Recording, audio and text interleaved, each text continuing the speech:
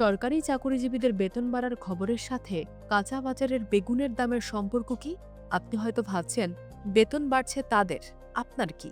কিন্তু অর্থনীতির অদৃশ্য হাত আপনার পকেট থেকে টাকা ঠিকই বের করে নেবে। কেন প্রতিবার পে স্কেল ঘোষণার আগেই কাঁচা বাজার অস্থির হয়ে ওঠে? এটি কি কেবল চাহিদার খেলা, নাকি বড় কোনো সিন্ডিকেটের কারসাজি? সাধারণ মানুষের ডাল ভাতের অঙ্ক মিলিয়ে নিতে ভিডিওটি শেষ পর্যন্ত দেখুন।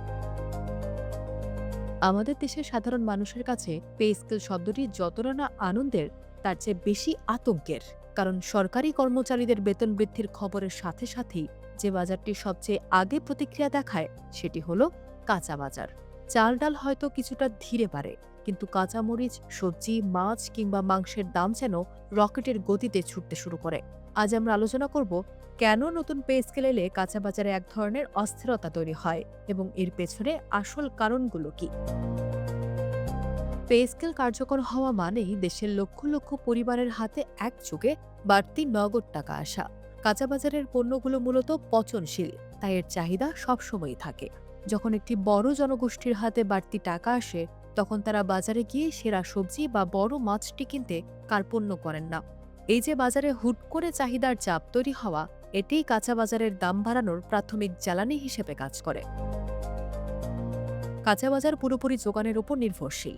আমাদের দেশে কৃষি পণ্যের যোগান রাতারাতি বাড়ানো সম্ভব নয়। শীতকালীন সবজি বা গ্রীষ্মকালীন ফলের সরবরাহ যখন নির্দিষ্ট থাকে, কিন্তু ক্রেতাদের ক্রয় ক্ষমতা বেড়ে যায়, তখন বিক্রেতারা সুযোগ বুঝে দাম বাড়িয়ে দেন। যোগান ও চাহিদার এই অসম লড়াইয়ে কাঁচা বাজারের দাম নিয়ন্ত্রণ করা কঠিন হয়ে পড়ে।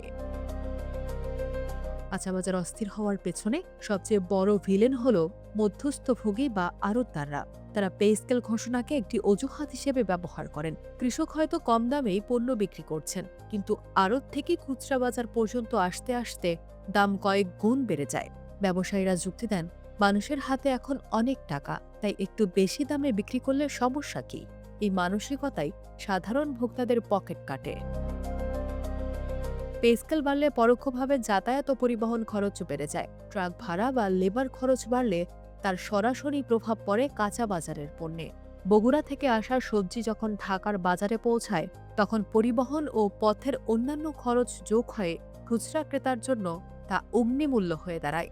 যেহেতু কাঁচা বাজারের পণ্য প্রতিদিন সরবরাহ করতে হয়, তাই এই ছোট পরিবর্তনগুলো দ্রুত চোখে পড়ে।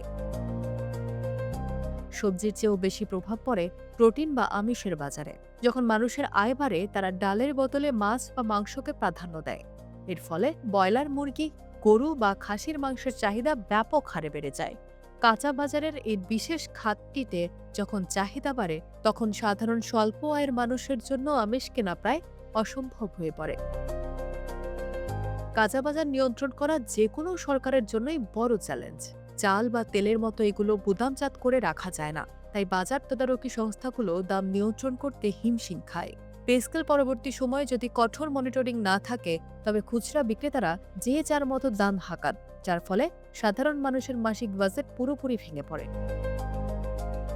পরিশেষে নতুন পে স্কেল দেশের অর্থনীতিতে গতি আনলেও কাঁচা বাজারের ওপর এর প্রভাব অনেক সময় নেতিবাচক হয়। এটি কেবল এক শ্রেণীর মানুষের ক্রয় ক্ষমতা বাড়ায় না, বরং অন্য একটি শ্রেণীর জন্য জীবনযুদ্ধ কঠিন করে তোলে। আমরা চাই বেতন বাড়ার সুফল যেন বাজারে হারিয়ে না যায়। সরকার যদি উৎপাদন বাড়ানো এবং বাজার ব্যবস্থাপনায় আমূল পরিবর্তন আনতে পারে, তবে এই অস্থিরতা কমানো সম্ভব।